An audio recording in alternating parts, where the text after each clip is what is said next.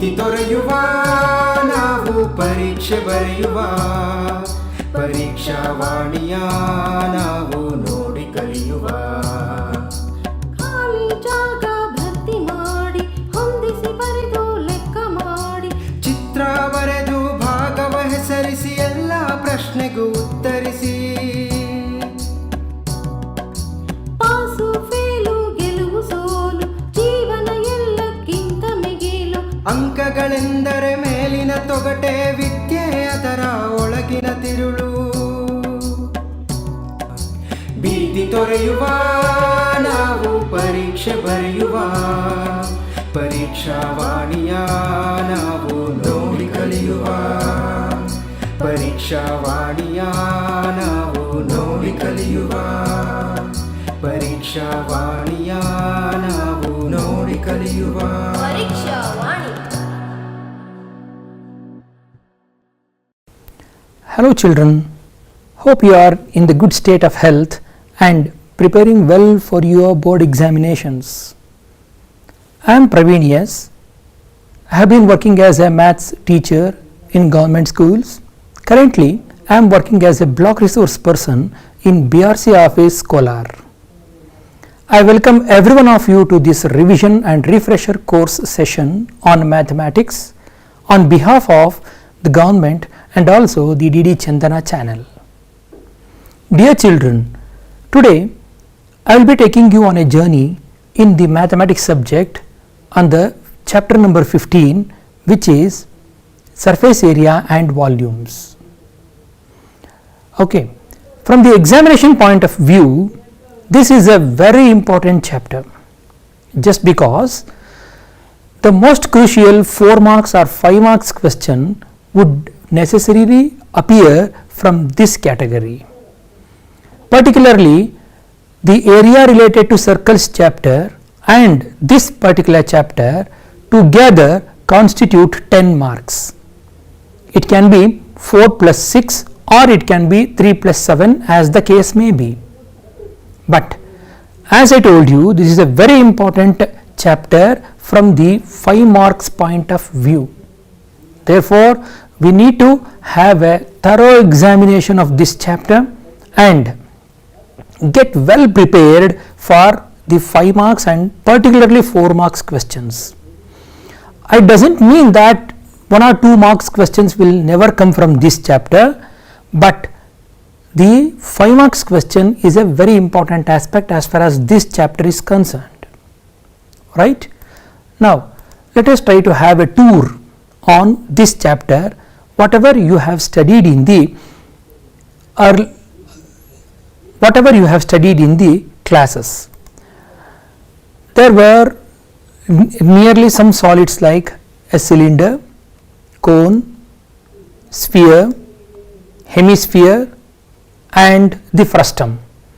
These are the 5 important solids that you have studied in this 10th standard, and of course the cylinder, sphere, hemisphere and the cone and the formulas related to them have already been studied by you in the 9th standard also, right? Now let us try to recall the structure and the important formulae connected with the solids. Now let us try to understand what is this cylinder and what are all the examples that we counteract in our daily life which resemble the cylindrical shape.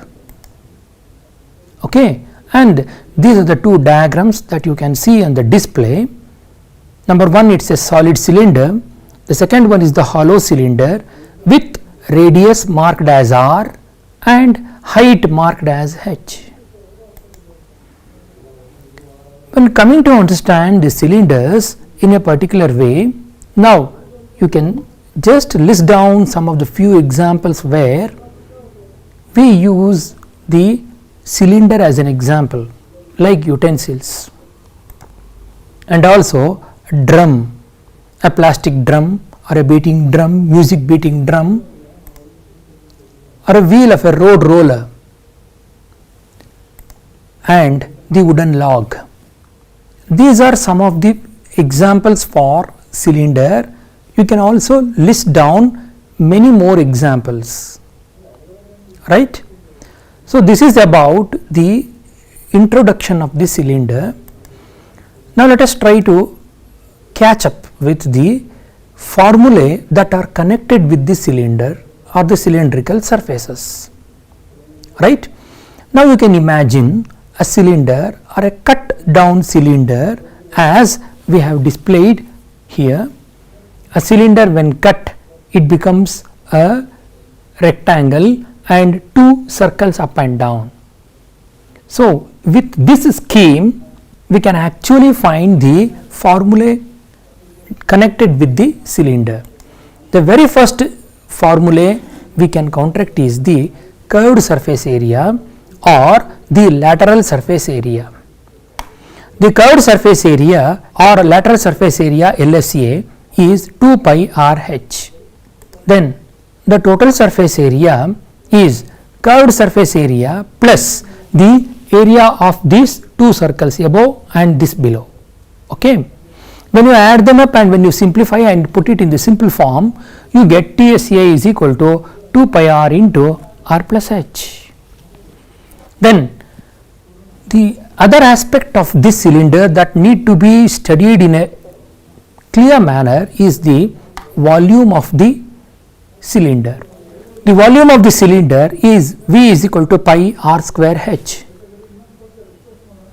If you have played the carom, you can just imagine the piled up of all the pawns of a carom board as we play in the pauper game as a big cylinder, and every pawn acting it as a circle.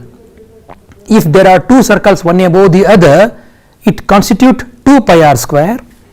If there are 3, then it is 3 pi r square, and ultimately if there are h circles as such, it becomes h pi r square or pi r square h as we have displayed here, right? So these are the three formulae connected with the cylinder. It is very important to make a judicious decision which formula is to be used and where, alright. So when we take up the problems, actually we will consider which formula is to be used.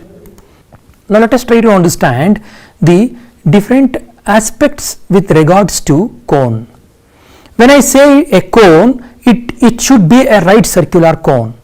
What do you mean by a right circular cone? As you can see here, the height and the radius, they have the inclination 90 degree with each other, right? So the angle between the height and the base should be 90, then only we call that particular cone as a right circular cone. And the slant height, which we call it as L. These are the three attributes of the cone. Now let us try to understand cone in a better way. So how can we understand this in a better way? Only by using examples like that too we counteract with everyday life. Particularly students who enjoy, or the children who enjoy birthday, every member who is attending the birthday party will be given a cap, and that cap essentially will be of the cone type. That is a very simple example and a very monitoring example. The other one is again concerned with children. Every child likes to eat an ice cream. The cone, the ice cream cone is an example for a cone. And again concerned with children, if you make the children to go out, you probably find them playing on a heap of sand, right? The heap of sand always resemble a cone, right? So the next important aspect that we need to understand in the cone is how to draw the cone schematically. This diagram, what you can see here, you can observe this as a schematic diagram, and the top portion covered with the circle.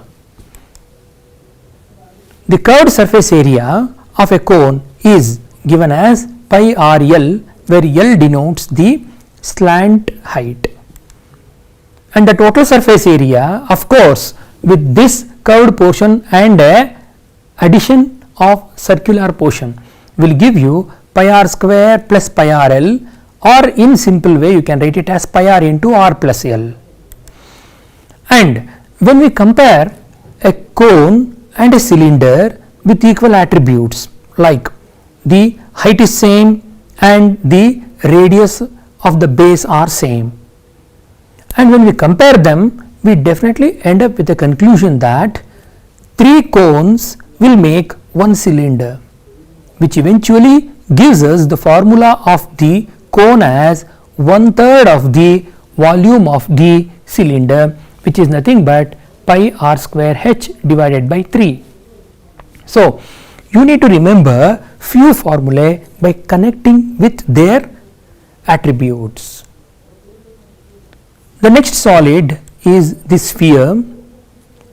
Sphere has only one attribute, which is r.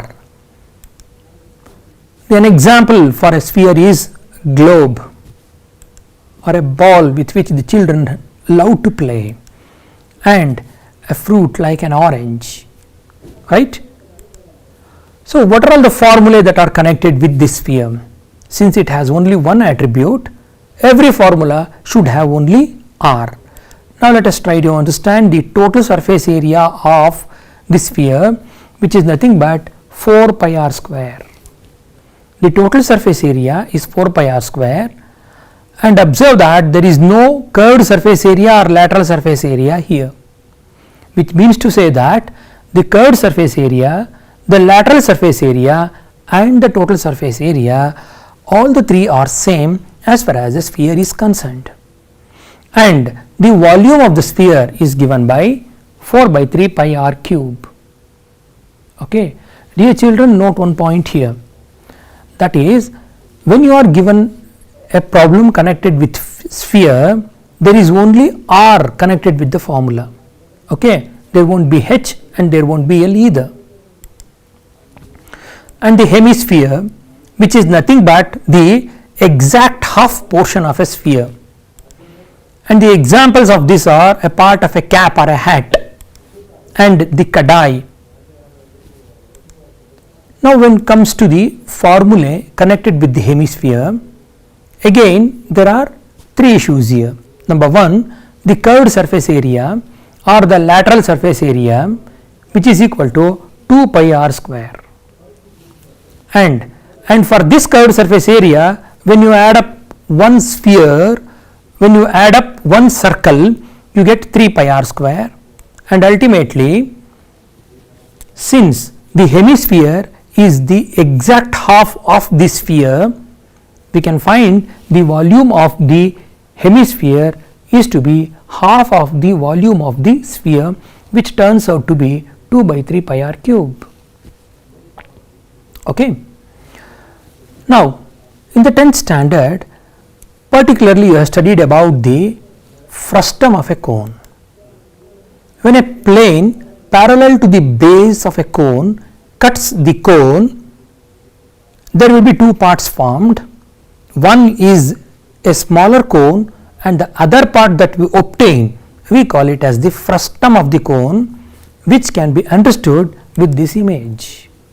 See here, there is here the first one we have, here we have a cone, and this is the plane which is cutting the cone, and when this is cut, there are 2 points, there are 2 parts formed. The first one is the smaller cone, and the second one we obtain is called as the frustum of the cone. Observe the diagram carefully. There are 2 spherical surfaces above and below, therefore there will be 2 radii. Okay. Now, where have you seen this type of geometric structure in your daily life or day to day life? The frustum of a cone can be geometrically represented in this form. As I told you, in many cases we write it as small r and capital R, and also there are situations wherein we write R1 and R2. This is H and this is L. Okay. In both the cases it is done. Now, when we talk about the examples of a frustum of a cone, the very simple example that we get into our mind is the water glass. or the glass with which we drink water or you drink milk in your schools. Right, children? Can you think of another example? Yes, it's a bucket. A bucket where we use it to store water. The other example for this is the lamp shade. Particularly for the night lamp, we use this lamp shade. These are few of the examples for the frustum of a cone. Why do we need these examples in a very particular way is a question can be framed in your question paper indicating the examples that we have discussed here, like a frustum of a cone in the shape of a water glass, or a bucket in the shape of a frustum of cone, or a lamp shade in the form of a frustum of cone. So, when you get the catchwords like this, you can immediately jump to the solid as frustum of cone. This will help you in understanding the question in a better way and find the answer in a quick way. Okay. Now, what are all the formulae that are connected with the frustum of a cone? As you can easily see, this is the frustum of a cone. As I told you, the radii can be marked as small r and capital R, or R1 and R2. The curved surface area of the frustum of a cone is given by pi times R1 plus R2 L, and the total surface area is pi R1 square plus pi R2 square plus pi times R1 plus R2 times L, and the volume of this is also given here, 1 by 3 pi times R1 square plus R2 square plus R1 R2 times H. So, since you are studying the frustum of a cone in only 10th standard, you need to remember these formulae. Out of these three formulae, you may expect any one question based on this formulae to appear in your MCQ or in 1 mark question category. So, be prepared for expecting the question from these three formulae, right? Okay. Now, let us shift our focus from the concept knowledge to the area where we are going to actually use it. Okay. Now, what are the things that we have already studied is this: the solids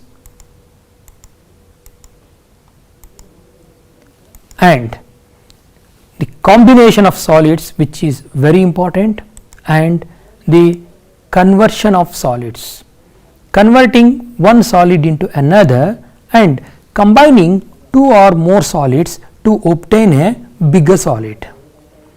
This is the prime focus area for the 10th standard syllabus. Now, let us try to understand what is this combination of solids with few examples. We call them as combined solids. As you can see here, this is a combined solid here, which is made up of one hemisphere at one end, okay, one hemisphere at one end, and then a cylinder, and then a hemisphere. So, totally there are two hemispheres and a cylinder. When integrated together, we are getting a combined solid. Look at another example. Here, the individual solids are cylinder and the cone, and the combined solid is this. Look at another example. Again, in these examples, there are three constituent solids which are put together or which are integrated together to obtain a big solid, and there is a cone here, there is a cylinder here, and there is a hemisphere here. Okay. Now, the question is, when you are given a solid, combined solid like this, the first ever thing that you need to do is to separate the solid and write down the attributes. Only then you will be able to find the solution for the given problem. Okay. Now let us switch our gear to the problem solving techniques. The very first question that we have for our discussion is an MCQ. The ratio of volumes of two spheres is 64:27. Then the ratio of their surface areas will be 2:3, 64:27, 4:3 or 16:9. Be careful children, be careful about the MCQs, because there will be only one correct answer and 3 wrong answers which will distract you from finding the correct answer, right. Now let us try to analyze the question and try to solve this question. It has been given that these are the volumes of the spheres. Since there are two spheres, we name it as V1 and V2 and we name it as R1 and R2 as the radii. So V1 by V2 is equal to 4 by 3 pi R1 cube divided by 4 by 3 pi R2 cube. Here 4 by 3 pi and 4 by 3 pi, since these two are constant, they get cancelled and leaving only R1 cube and R2 cube, which can be equated to 64/27. Then when you take up the cube roots of R1 by R2, which is nothing but cube root of 64/27, which eventually give the answer 4/3. Okay. The students will be in a hurry to answer the question, particularly when they find the part of the answer, like they have got it as 4/3 and eventually they rush to the answer and mark C 4:3 as the answer. Be careful about this children, because you have not been asked to find the ratio of the radii, rather you have been asked to find the ratio of their surface areas, which should enable you to go for further formula, like formula for the surface areas, which is 4 pi r square. Since there are two spheres here, I have taken it as 4 pi r1 square, r2 square, and ultimately what you get it is 16/9. So the answer is D, 16/9 or 16:9. So dear children, be careful about the steps of the answers. Don't jump to the conclusion and lose your marks, because this is a 1 mark category question in which either you get 1 or 0, right. Okay. Now let us take up another question wherein two solids are joined together to make a combined solid. Two cubes each of volume 64 centimeter cube are joined end to end. Find the surface area of the resulting cuboid. Okay, to make this question easier, they have written it as resulting cuboid. Had it been given as resulting solid, then this question would have been in the higher level category. Okay. Now since cuboid has already been given, let us try to draw two diagrams wherein one is the cube and the other one is the cuboid. Okay. The attribute of a cube, volume, is given. So using the formula, we can actually find the side of a cube, which turns to be 4 centimeter in this case.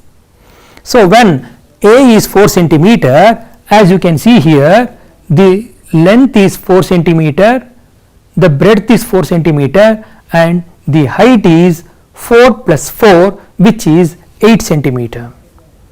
So we can label them as L is equal to 4 centimeter, B is equal to 4 centimeter, and H, which is the height of the cuboid, we get it as 8 centimeter. And the total surface area of this cuboid is given by this formula. TSCI is equal to 2LB plus 2BH plus 2LH. Now substitute the values of L, B and H, simplify them and add them, and ultimately you get 160 centimeter square, which is the surface area of this resultant or the resulting cuboid. Okay. Two things you need to remember is what is given and what is got as a resultant, and this resultant solid, the formula connected with resultant solid is to be used. Okay.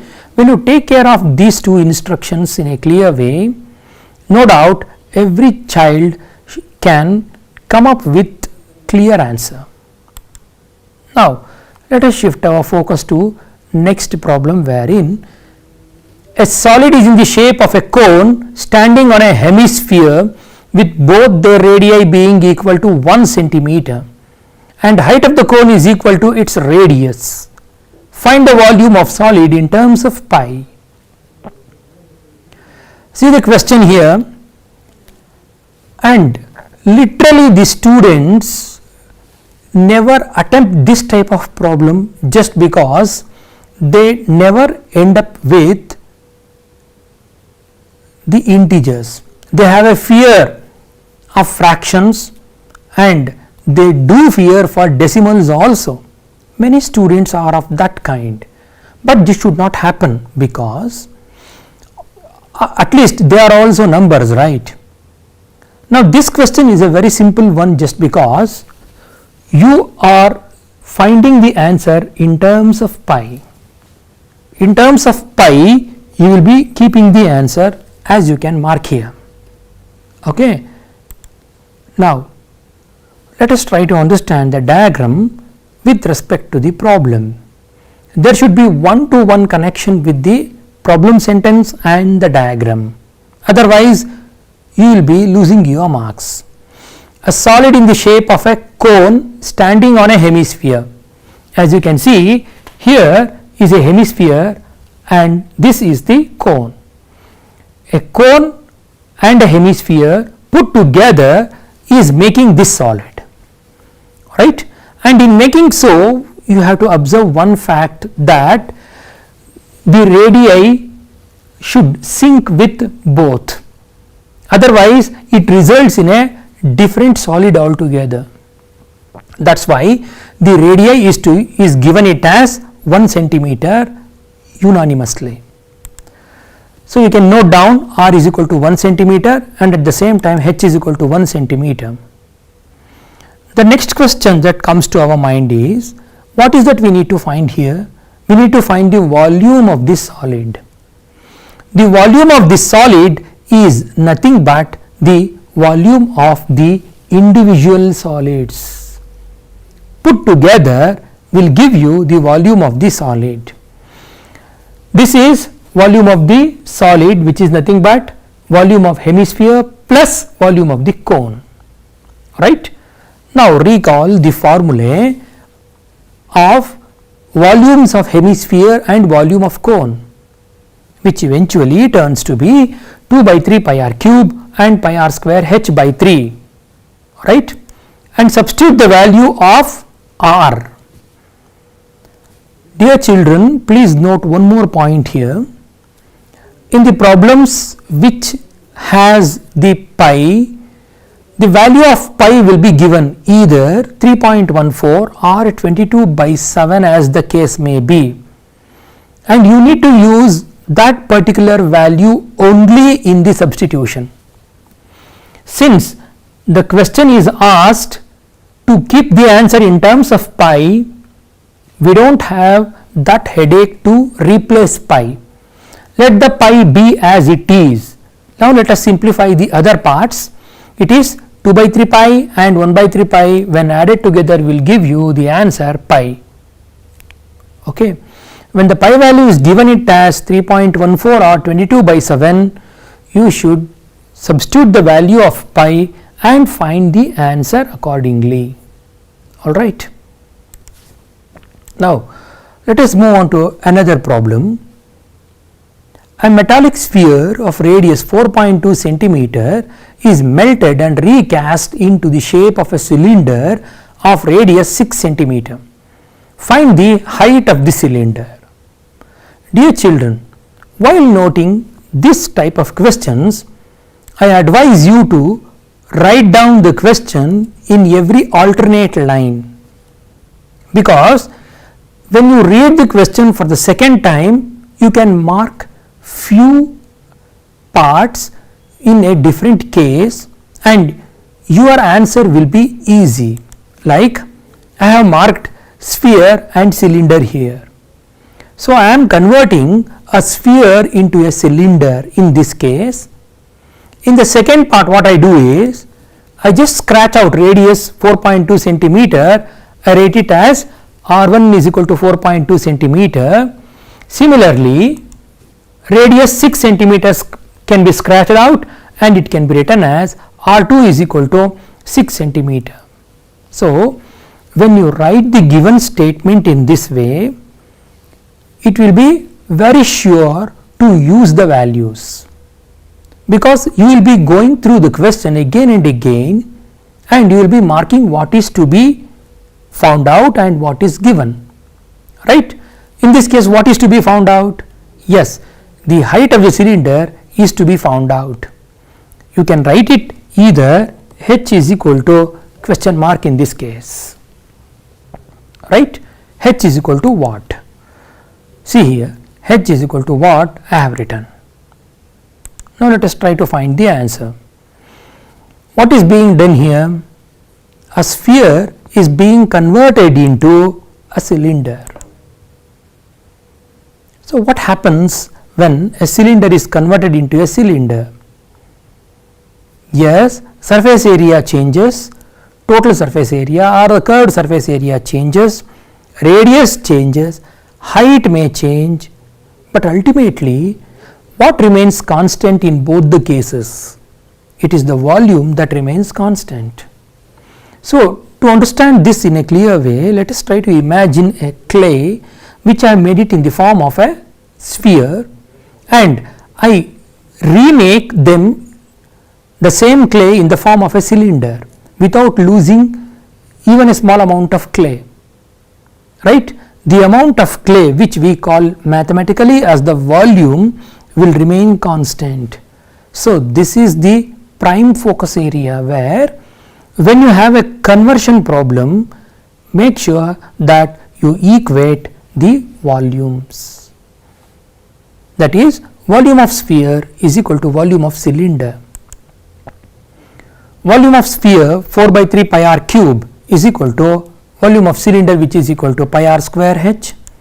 Now substitute the attributes of cylinder and the attributes of sphere separately.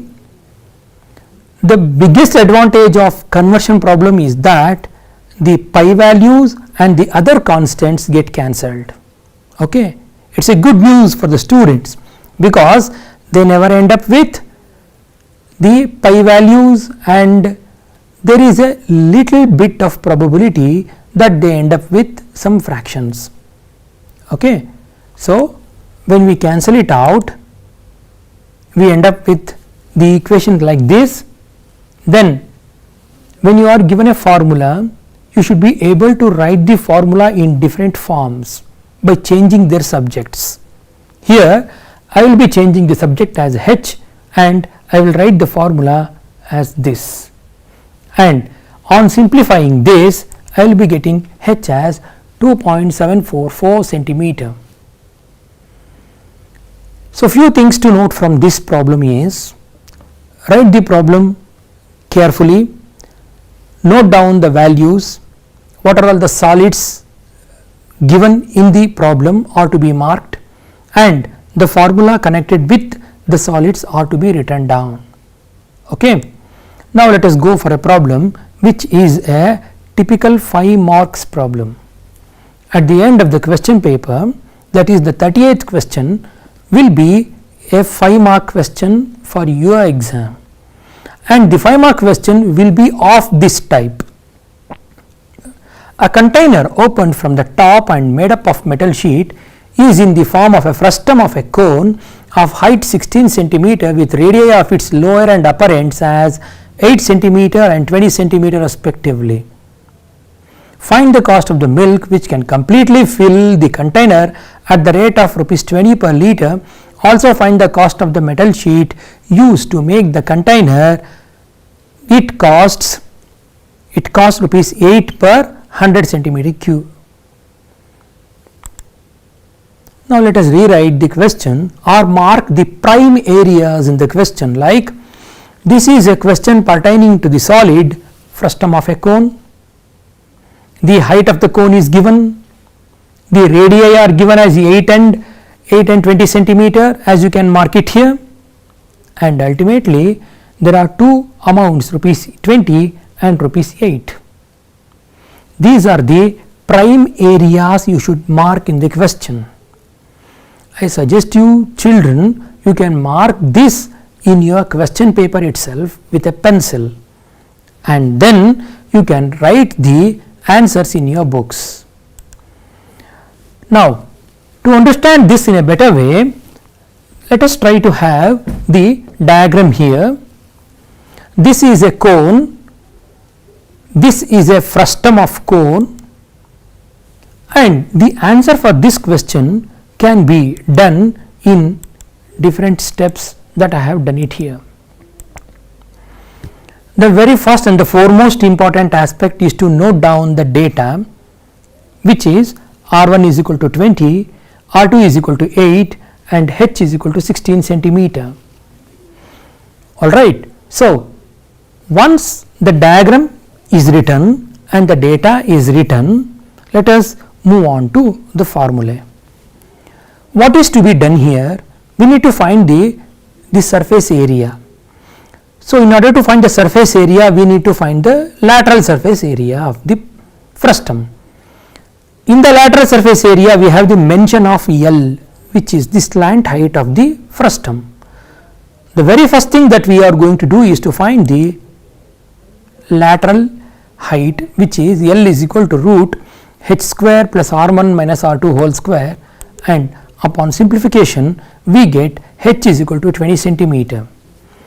Dear children, please make a note of intermediate results that you get in solving the problems. That is why I have made it as highlighted as 20 centimeter.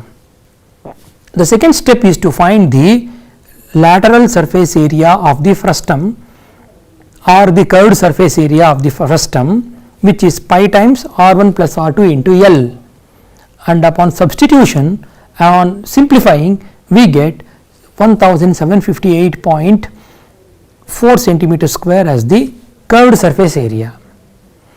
And remember that this curved surface area constitute only the surrounding area. What about the area of the base? Even this need to be considered while finding the surface area that we require to make the given frustum, right? So, the total surface area in this case is curved surface area plus area of the base. Agreed? Okay. Substitute the values and finally you get 1959.36 centimeter square as the total surface area of this frustum, which is opened at the top. Okay. Now, the next question is to find the rate of the sheet. Now, material required, it is also given, the rate is 8 rupees per 100 centimeter square, and ultimately the amount that is required to make this frustum of cone is, it is given here, it is 156.75. This is one part of the problem. The other part is to find the amount of the milk required. See, volume of the frustum is to be considered in order to find the amount. Okay. The volume of the frustum is given by 1 by 3 pi h times r1 square plus r2 square plus r1 r2. On simplification, when you substitute it and simplify it, you get it as 10,459.43 centimeter cube, and in the standard way we keep the volume in liters, right. Now, let us convert this centimeter cube into liters by dividing this by 1000, which we get it as 10.46 liters. And it is also said that 1 liter is 20 rupees. Therefore, 10.46 liters will cost us 10.46 into 20, which is nothing but 209.20. Dear children, let us try to connect few formula and try to understand the way in which we can remember the formula. One such formula is here. We have 1, 2, 3, 4 and pi r square here. So, how to connect all these 1, 2, 3, 4 pi r square with the formula that we have already studied? Now, just recall, what does 1 pi r square refer to? Yes, 1 pi r square refers to the area of the circle. 2 pi r square refers to the curved surface area of a hemisphere. 3 pi r square refers to total surface area of the hemisphere, and ultimately 4 pi r square refers to total surface area of a sphere. So, this is one of the ways in which we can make the formula easier. Do you have any trick like this? If not, try to have one. I hope you have enjoyed this session on the solids, the surface area and the volume. I hope that you work in a better way to achieve more and more marks and laurels in your life. Thank you very much and have a good day.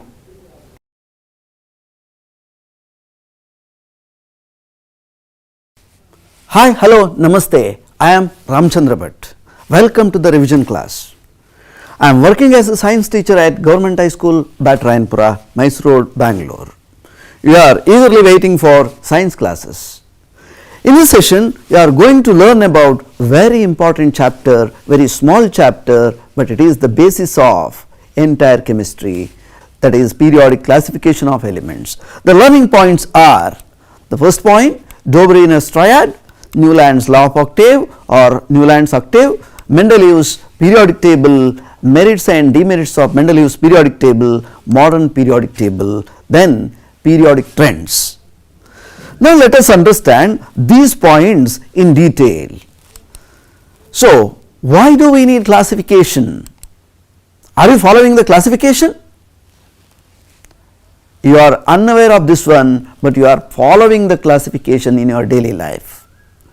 For example, you are having different notebooks for different subjects, right? Just imagine you are writing all the subjects in a single notebook. Imagine what is the fate of you before the test or exam. Highly difficult to understand which subject written where, whether it is social, science, etc., etc. It is the wastage of the time once again. You got into the pool of confusion. So, that is why you are keeping a separate notebook for different subjects. Now, I think you understood the importance of classification. Similarly, in the science, we are also using the classification. Why we are classifying? Once again, see, here the fruits are given. Depends on our interest, mode of study, we classify the things. For a layman, it may be a sweet fruit, sour fruit, that type of classification. For a biologist, something else. That is, he may classify them into berries, a type of fruit, pods, another type of fruit, nuts, another type of fruit, and so on. So, depends on our requirement, we classify the things so that the study becomes very easy. Now, what is the need of classification in chemistry? As the different elements were being discovered, scientists gathered more and more information about the properties of these elements. They found it difficult to organize these elements. They started looking for some pattern in their properties so that they can classify elements very easily and study them very easily. If you are studying a compound, if you are studying an element, you are studying for particular purpose, how it is useful for us, what is the advantage of this element or compound, and so on. That is why the classification is very essential. Now, the arrangement of elements into different groups on the basis of similarities and on their properties is called classification of element. The classification of similar elements into group make the study of elements easier. You need not study each and every element. Just one element present in that group represents entire group. That's why we group the elements into different columns and rows. There are about 118 different elements known to us. Out of that one, 94 are naturally occurring and 24 are artificially synthesized. There are different criteria for the classification. Since time immemorial, the scientists started to classify the elements. Earlier classification was just like solid, liquid, gas, and then metals and non-metals. So, this type of classification is not apt because, for example, let us consider two elements, that is Au and Na, gold and sodium. Both are metals, but lot of difference in their properties. If you add sodium to water, it reacts vigorously, but gold, no effect, nothing. Similarly, mercury, one more element, liquid, metal. So, lot of difference even though they are metals. So, this criteria is not apt. Let us consider one more, hydrogen, oxygen, nitrogen. These are also even the non-metals, all are gases, they have different set of properties. Hydrogen is highly reactive non-metal, nitrogen is very cool customer. It is about 78% in the atmosphere. So, it is highly inert. That is why this criteria also a not good criteria. Then Dobereiner. So, Dobereiner classified the elements into increasing out of their atomic masses into triads, that is the group of three elements called triads. William Prout suggested you can use atomic mass as a criteria, then onwards people started to use that criteria as the basis for their classification. Now, let us see what are the salient features of this one. So, in each triad, the atomic mass of the middle element was approximately equal to the average atomic masses of other two elements. This is the simple statement given by or observation of Dobereiner. Now, consider A, B, C, three elements constituting Dobereiner's triad. Then the formula. According to Dobereiner's law, we can calculate the atomic mass of the middle element by using this formula, very simple. B is equal to A plus C by 2. This is the simple formula. So, you can make out A is equal to 2B minus C. Similarly, C is equal to 2B minus A. These are the different methods to calculate what is the mass of given element in a triad. Now, Dobereiner's triad can be seen here: lithium, sodium, potassium. See the highlighted areas, then calcium, strontium, barium, then phosphorus, arsenic, antimony, chlorine, bromine, iodine. Here 4 sets are given. So, let us check how the Dobereiner's triad works. Lithium, atomic mass is 7, sodium 23, potassium 39, then the average mass can be calculated like this: 7 plus 39, average of first and third, divided by 2 is equal to 23, which is approximately equal to the middle one, means correct, it is a triad. Now, calcium, strontium, barium, let us calculate the mass. So, 40 plus 137 divided by 2 is equal to 88.5. It is approximately equal to the middle element strontium, whose mass is 87. The drawbacks are, the classification was that all the then element known to us could not follow this arrangement into triads. So, it failed only a few triads are possible. Then comes Newland. Here is the picture of the Newland. John Newlands, an English scientist, arranged the then known elements in the order of increasing atomic masses. Once again, Dobereiner and Newlands also followed same criteria, that is the atomic mass. Now let us see. Then he found the eighth element. Every eighth element had the properties similar to that of the first one. Wherever you start, from there the eighth element will resemble the first one. So Newland found that every eighth element had the properties similar to that of the first one. So he compared this to the octaves found in the music, that is the musical note. Therefore he called it as law of octave. Here is the extract of Newland's octaves. The musical notes sa, re, ga, ma, pa, da, ni, once again sa repeats. Then Greek musical notes do, re, mi, fa, sol, la, ti, do, once again repeating. Let us consider hydrogen, that is the first element. If you start from there, the eighth will be fluorine.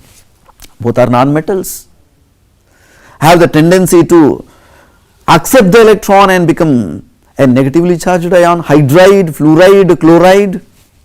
So that is the similarity. Then the law was applicable up to calcium only. This is the major drawback, also called as limitation. He was assumed that only 56 elements were existed in the nature and no more elements would be discovered in the future. That was one more important limitation of his classification. But later on, several new elements were discovered whose properties did not fit into law of octave. That also one more drawback of Newland's classification. In order to fit the elements into the table, Newland adjusted two elements in the same slot and also put some unlike elements under the same note. This is one more limitation of Newland's classification. For example, cobalt, nickel, they are the metals, but they are kept in the slot of fluorine and chlorine bromine, which are having different set of properties compared to halogen, fluorine, chlorine, bromine. So cobalt and nickel are metals, others are non-metals. Obviously, lot of difference in their chemical properties. That also one of the drawbacks. Many scientists sacrificed their entire life, they devoted entire life for the chemistry, that is the classification science. Now the next one, very important, Mendeleev, Dmitry Ivanovich Mendeleev. The main credit for the classifying the elements goes to this great scientist, school teacher, Dmitry Ivanovich Mendeleev. His periodic classification also based on atomic mass. That is a major drawback. Let us see what he states. He stated that the properties of the elements are periodic functions of their atomic masses. Then here is some important features of periodic table displayed. Observe some vacant spaces. See, they are filled. Scandium, gallium, germanium, these are the elements discovered later. Fortunately, all the elements were discovered in his lifetime only and he enjoyed the success. Elements were classified on a more fundamental basis of their atomic masses and their properties. The spaces were left vacant to accommodate the elements to be discovered in the future. It could be predicted properties of the elements which helped in the discovery of new elements. The inert gases, these elements were discovered later that could be placed in a separate group without disturbing the periodic table. That is the beauty of his periodic table. Now, examples, Eka boron, already shown, that is scandium, Aka aluminium, gallium, Aka silicon, germanium. Now, Aka aluminium, atomic mass 68, formula of the oxide E2O3 and formula of the chloride ECl3. What happened after the discovery of the gallium? Mass 69.7. Then you are seeing the formula of the oxide Ga2O3 and then formula of the chloride also GaCl3. Thus, what he predicted found more accurate compared to others' classification. That is the beauty. Some elements are not able to arrange in the increasing order of their atomic masses. It is the defect or drawback of Mendeleev's periodic table. Let us see, cobalt is placed before nickel. Similarly, tellurium placed before iodine. Such anomalies were found in the periodic table of Mendeleev. Here are the elements marked with the red. So, cobalt and nickel you are seeing here. Cobalt, nickel, observe the atomic masses. Which one is having higher? Right. So, nickel should come first, followed by cobalt. Similarly, here comes the iodine and tellurium. So, iodine should be kept before tellurium. This is once again anomaly. Now, cobalt nickel 58.93, nickel 58.71. Already you know. This is how the anomalies are observed. Observe the tellurium 127.60, iodine 126.90. So, he could not justify why the classification is like that. But what he did was correct, but the reason was unable to give the reason. So, that is why it is called as a drawback of Mendeleev's classification. Once again, one more defect or drawback was position of hydrogen is not justified because it resembles like halogen as well as group 1 elements. The position of isotopes also once again not clear because they discovered later. Now comes the modern periodic table. The pioneer scientist who gave the basis for modern periodic table is none other than Henry Moseley, army doctor. At the young age he died. So, wonderful great scientist who contributed. Henry Moseley, an English physicist, gave a new property of the elements, that is the atomic number, as a criteria, and that is the basis of our modern periodic table. Now, let us see this modern periodic table in detail. Accordingly, Mendeleev's periodic law was modified and atomic number was introduced. In the place of atomic mass, atomic number is taken. So, that is the small slight change in the modern periodic law. It states that the properties of the elements are the periodic functions of their atomic number. Now, let us see. Here is the periodic table. You are seeing 118 elements in this periodic table. The various criteria used are once again atomic number already stated. The second one is electronic configuration. Based on the electronic configuration, we have different type of blocks in the periodic table. Later on, let us see how to read and understand the periodic table. Here is helium. On the top you are seeing 2, that is the atomic number or number of protons. He, symbol of the element, 4.003, that is the mass of helium. Thus, you can understand many statistics while seeing the periodic table.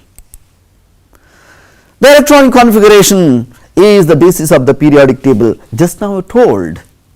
Now, you are seeing here, see S block, D block, P block and F block elements. First one, blue colored one, bluish purple colored one is nothing but S block elements.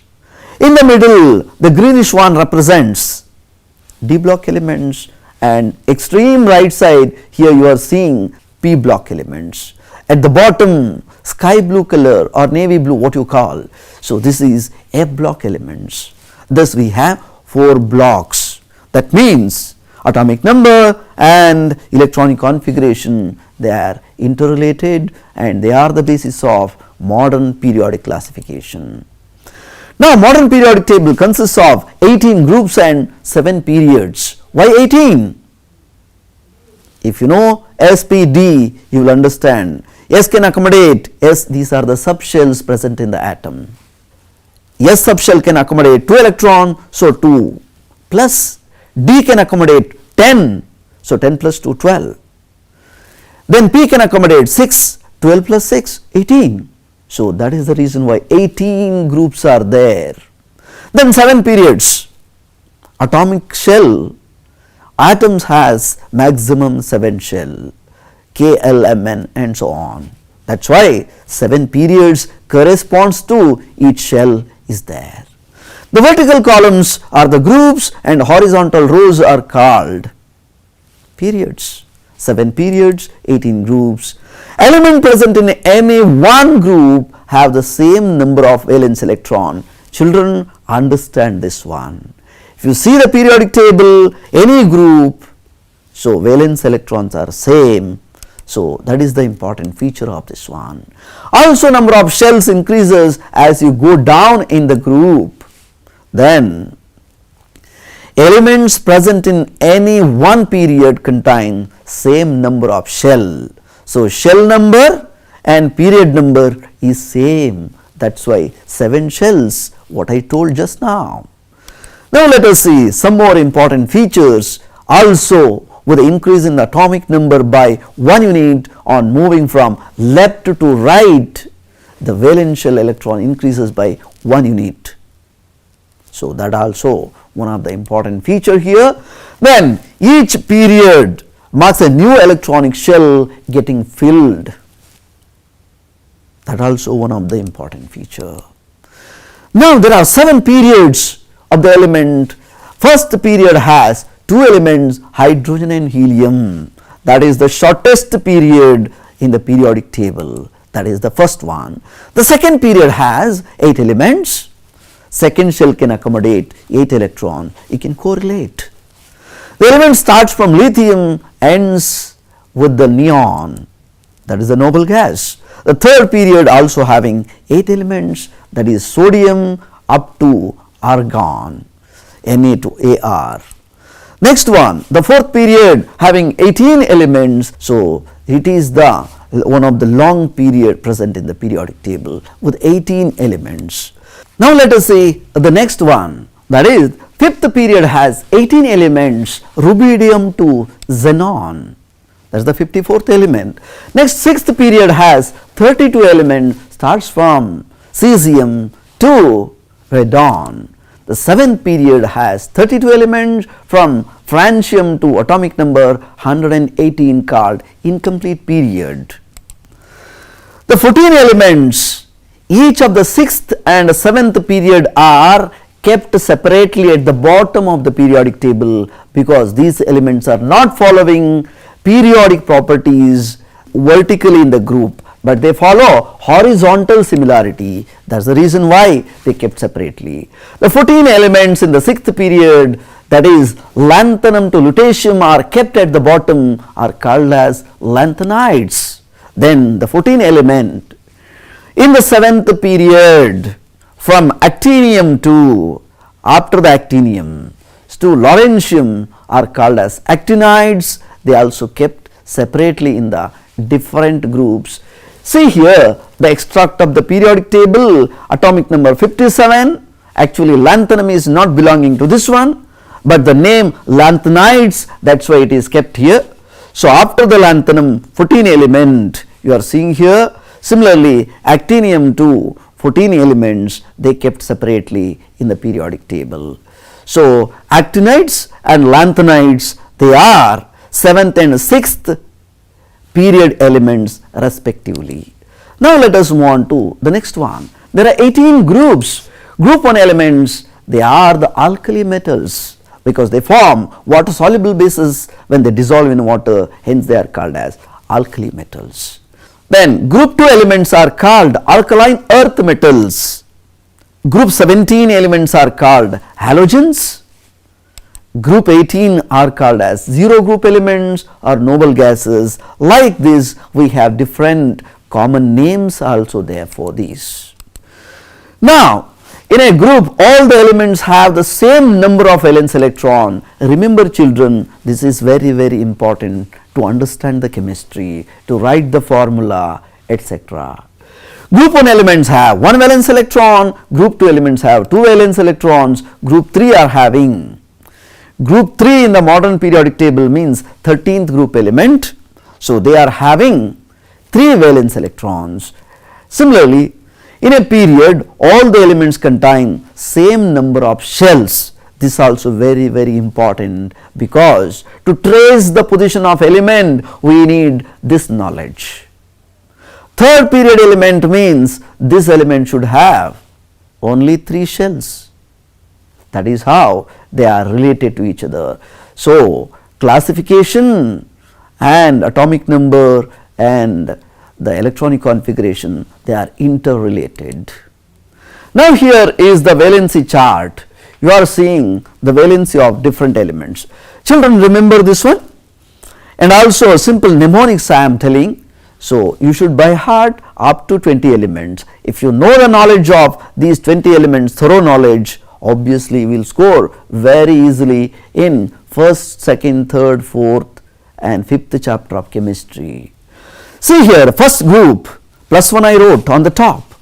Next one you are seeing the 2 here, next one is 2. So, that is a +2 means these are electropositive elements, have the tendency to lose the electron. Next one you are seeing here, that is the +3. So, you are seeing here +3, that is the boron and aluminum. Next comes carbon and silicon, that is the 4. +3 means these are having the tendency to lose the 3 electron and become electropositive. So, valency 3. Next one, valency 4. Next one is valency -3 means they have the tendency to accept the electron and become, they are negatively charged. Here nitrogen and phosphorus you are seeing. Next one is -2, that is oxygen and sulfur, -2.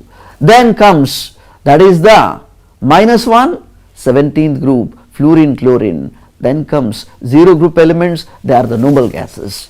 Now, let us remember the elements with the simple mnemonics: HHE, hydrogen helium, Liebe-Becknoff ne, Lib, Liebe, Beck, Noff ne. So, next 8 elements: Na, Meg, Alsi, Pascal, R, K, Ka. So, these are the 20 elements. You can utter this one within 2 to 3 seconds. Thus, you can remember 20 elements in that order. For example, one more question. If the group number 17, that is I wrote -1 on the top, let us say chlorine, combines with the +2, that is the second group element magnesium, what is the formula of this compound? You know the valencies, do the crisscross, you studied that one last year. So, the formula will be MgCl2. That is the importance of periodic table. If you understand this one, you will score very easily. Now, the valency of an element is determined by the number of valence electron present in the outermost shell of this atom. So, number of electrons present in atomic shell is 7, means it has the tendency to accept 1 electron to attain the octet and becomes -1, that is the valency. Here are the elements with their valencies. Lithium, valence electron 1, valency 1, because it cannot take 7, it loses 1 electron very easily. Beryllium 2, to attain the octet, 6 more required, cannot take 6, but loses 2 very easily. So, +2 valency. Boron, 3 electrons in the valence shell, to attain 5 more required. So, it won't take, it will lose 3 easily. Then carbon, Already in the carbanion compound chapter you studied carbon neither loses nor gains the electron because both are very difficult, wonderful element, shares the electron, tells us how to live in the society, share and care for everyone, wonderful element. Already you studied in carbanion compounds. Now the next one, nitrogen, that is having 5 valence electrons, its valence is 3, that means 3 more required or it has to lose 5. Losing 5 is impossible, so it takes 3 very easily, that is why its valency is -3, means electronegative. Oxygen, 6 electrons are there, it will take 2 electrons to attain the octet. Fluorine, 7 electrons are there in the valence shell, its valency is 1, it takes 1 electron, where neon, 8 electrons, octet already achieved. Do you think it accepts the electron or loses? No, already completely filled shell, so requirement is 0, that is why we call that one as a 0 group element and its valency is 0. This is belonging to second period. Now, let us see the element belonging to group 1, that is the hydrogen, lithium, sodium, potassium and so on. Here 4 elements are given. Hydrogen, its atomic number is 1. What is the electronic configuration or electronic distribution? K shell, 1 electron. How many valence electrons are there? 1. What is the valency? 1. Now lithium, atomic number 3, the electronic distribution will be 2, 1. That means valence shell has 1 electron, so its valency is 1. Similarly sodium, atomic number 11, so its configuration is 2, 8, 1.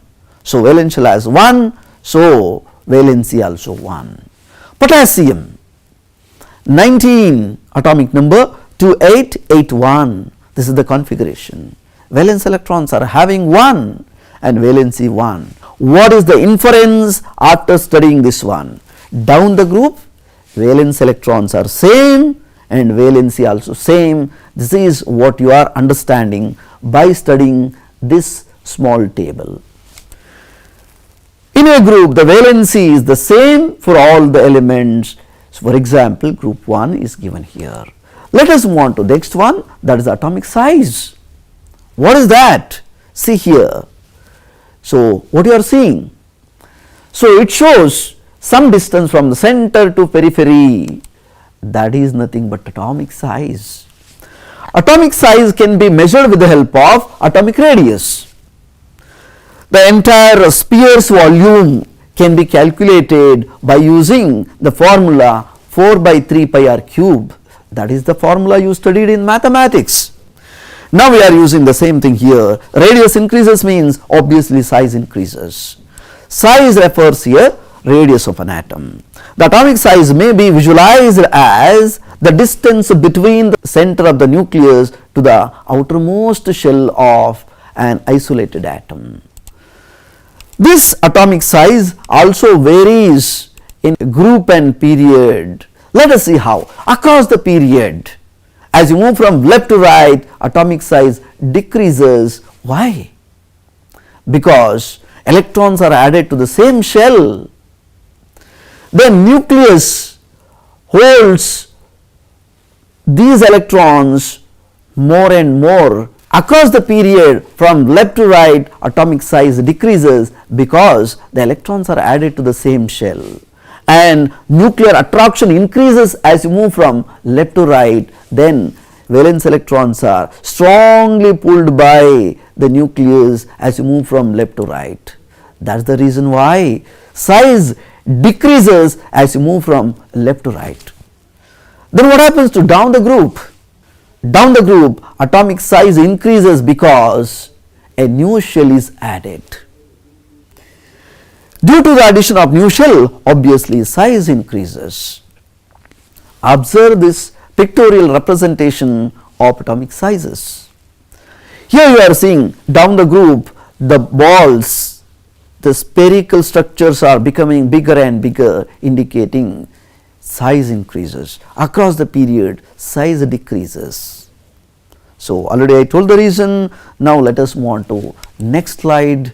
So, this is the trend once again in the atomic radius with some values are given. Observe these values carefully and try to understand the concept across the period down the group how the atomic radius varies. Now, next property is a metallic property, also known as electropositive. What are the metals? Metals have the tendency to lose the electron and become positively charged cations.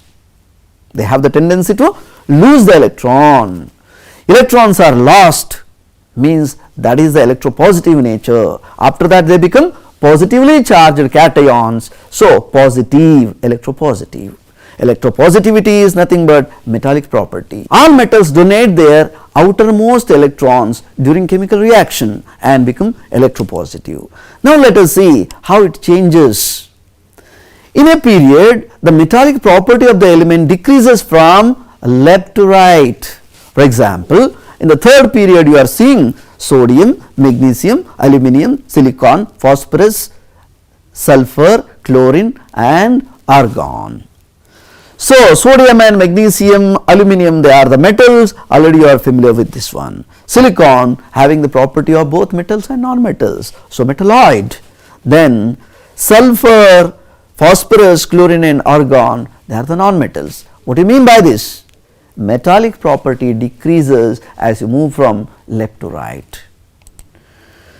Here is the chart, pictorial representation of electropositivity of the metals. So, as you move from left to right, metallic property decreases, other way non-metallic property increases. In a group, that is, you are seeing how it varies. Let us consider group 14, that is the carbon family. Down the group you are seeing the metallic property increases. For example, in the 14 group the elements are carbon, just below that one, silicon, germanium, tin, lead.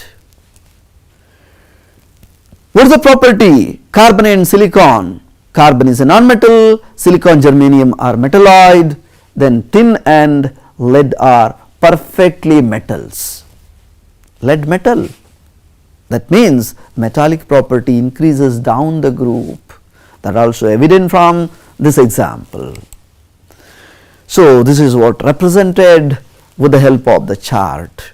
Some elements tend to gain the electron while forming the bonds, that is, they are electronegative in the nature.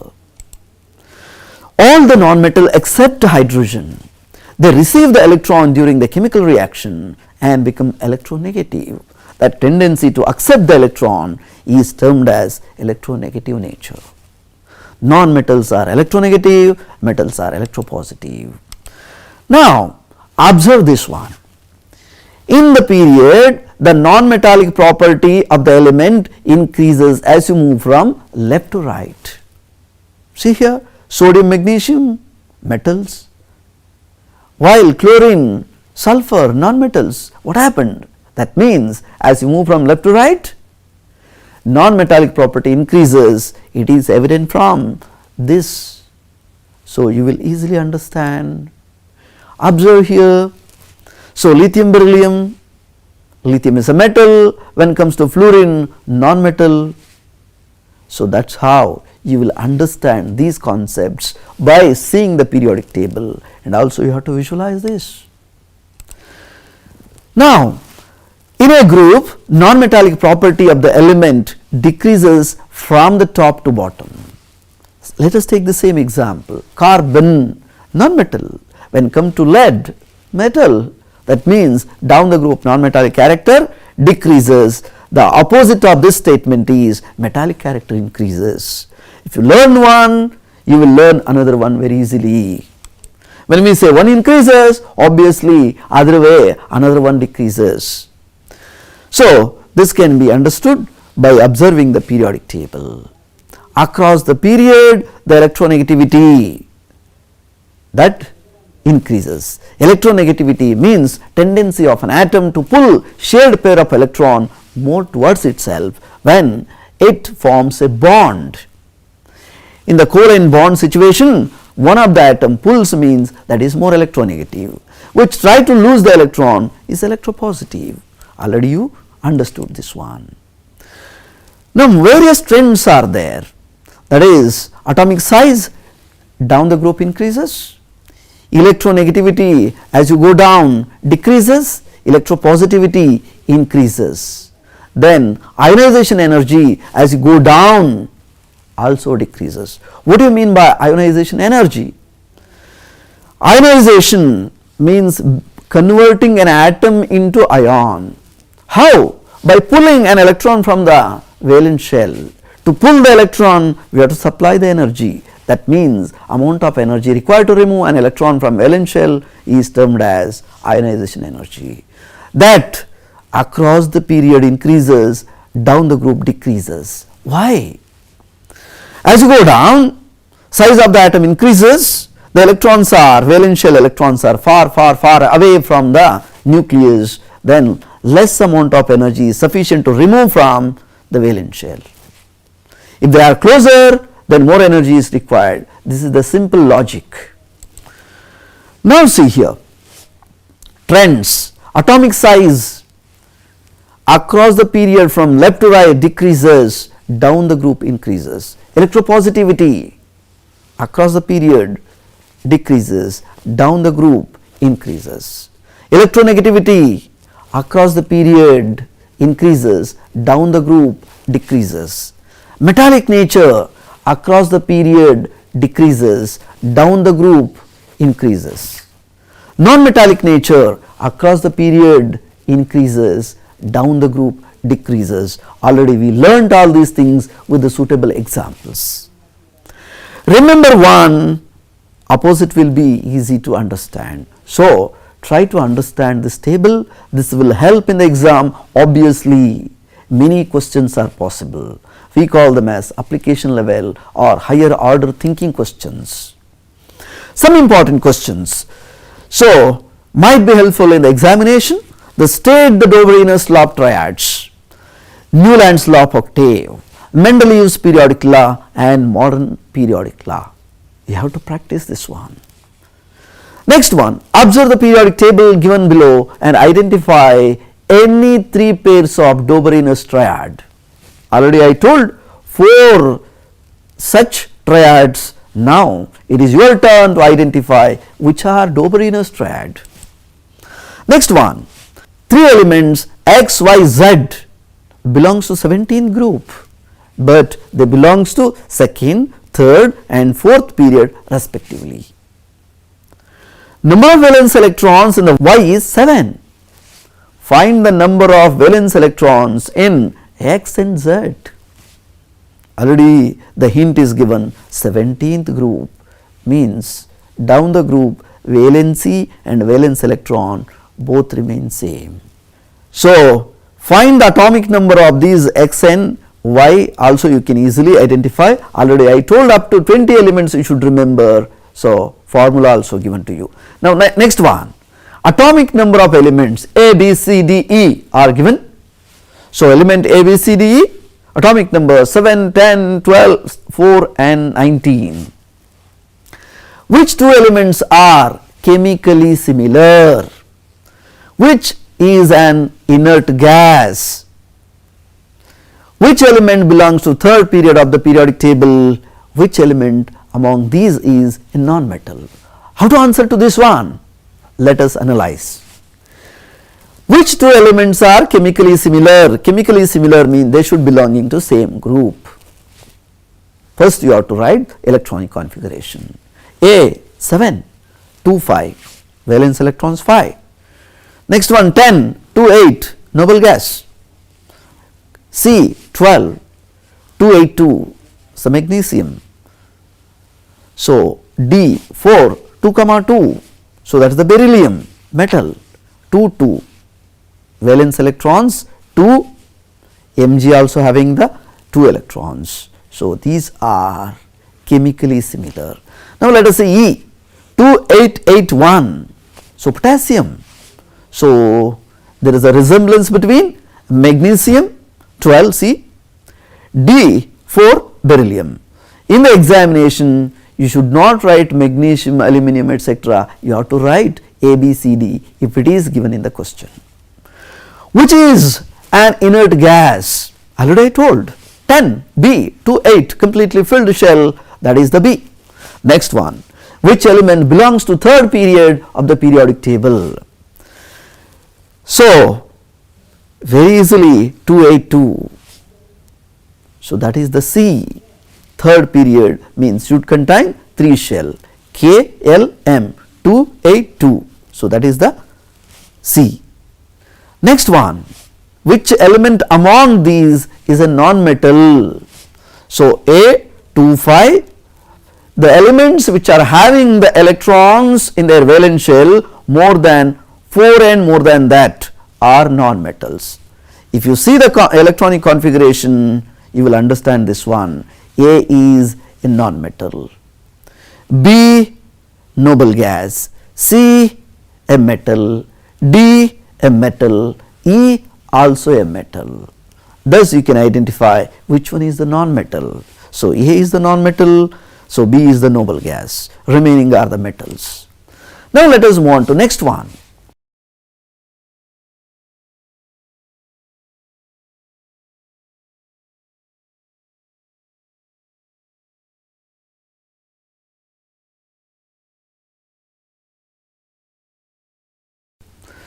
Now, how does the tendency of the element to lose the electrons change in the modern periodic table in a group and a period? And you should give the reason. Already I explained this one. Arrange the following elements in the decreasing order of their atomic size and give the reason for your answer. Magnesium, chlorine, phosphorus. Atomic number of these elements are 12, 17 and 15 respectively. So, you have to arrange them in the decreasing order of their atomic size. So, very easily, first you have to write the electronic configuration, so that you will identify whether they are belonging to same period or not. Same shell number means same period, then you have to identify. So, obviously, these are all belonging to same one. If you arrange them decreasing order of their atomic size means smaller to bigger atomic number, arrange them 12, 15, 17. So, first you have to write magnesium, then phosphorus, then chlorine. This is how decreasing order of their atomic size. Descending order, very easy. Similar type of questions you can practice for the examination. Now, in the following table, the position of the 6 elements A, B, C, D, E, F, G are given. 7 elements are given here. So, try to identify the following. Name the element which forms only covalent compound. Only covalent compound, that is already I told carbon compounds. 14th group means obviously C. Here C is the carbon itself and also symbol of given element. Name the element which is the metal with the valency 3. Already I told valency 3 means it should belonging to 13th group. So, that is the B. Name the element which is non-metal with the valency 3. Non-metal means group 15, nitrogen family. So, obviously that is G. Then out of B and E, whose atomic radius is bigger and why? B is in the 13th and E is in the 17th, you are seeing here. So, out of these two, across the period size decreases. So, B is bigger, E is smaller in its size.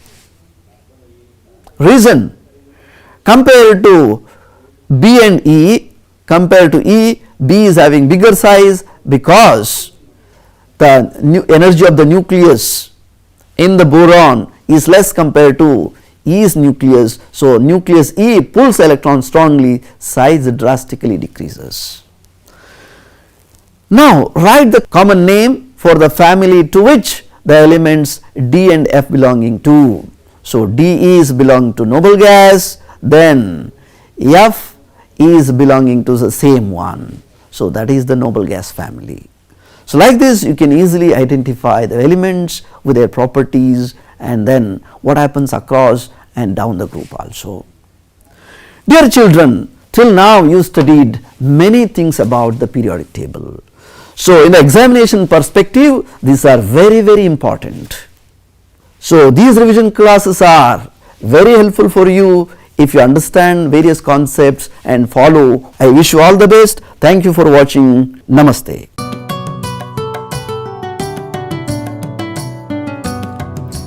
ಭೀತಿ ತೊರೆಯುವ ನಾವು ಪರೀಕ್ಷೆ ಬರೆಯುವ ಪರೀಕ್ಷಾವಾಣಿಯ ನಾವು ನೋಡಿ ಕಲಿಯುವ ಖಾಲಿ ಜಾಗ ಭರ್ತಿ ಮಾಡಿ ಹೊಂದಿಸಿ ಬರೆದು ಲೆಕ್ಕ ಮಾಡಿ ಚಿತ್ರ ಬರೆದು ಭಾಗವ ಹೆಸರಿಸಿ ಎಲ್ಲ ಪ್ರಶ್ನೆಗೂ ಉತ್ತರಿಸಿ ಪಾಸು ಫೇಲು ಗೆಲುವು ಸೋಲು ಜೀವನ ಎಲ್ಲಕ್ಕಿಂತ ಮಿಗಿಲು ಅಂಕಗಳೆಂದರೆ ಮೇಲಿನ ತೊಗಟೆ ವಿದ್ಯೆ ಅದರ ಒಳಗಿನ ತಿರುಳು ಭೀತಿ ತೊರೆಯುವ ನಾವು ಪರೀಕ್ಷೆ ಬರೆಯುವ ಪರೀಕ್ಷಾವಾಣಿಯ ನಾವು ನೋಡಿ ಕಲಿಯುವ ಪರೀಕ್ಷಾವಾಣಿಯ ನಾವು ನೋಡಿ ಕಲಿಯುವ ಪರೀಕ್ಷಾವಾಣಿಯ ನಾವು ನೋಡಿ ಕಲಿಯುವ ಪರೀಕ್ಷಾವಾಣಿ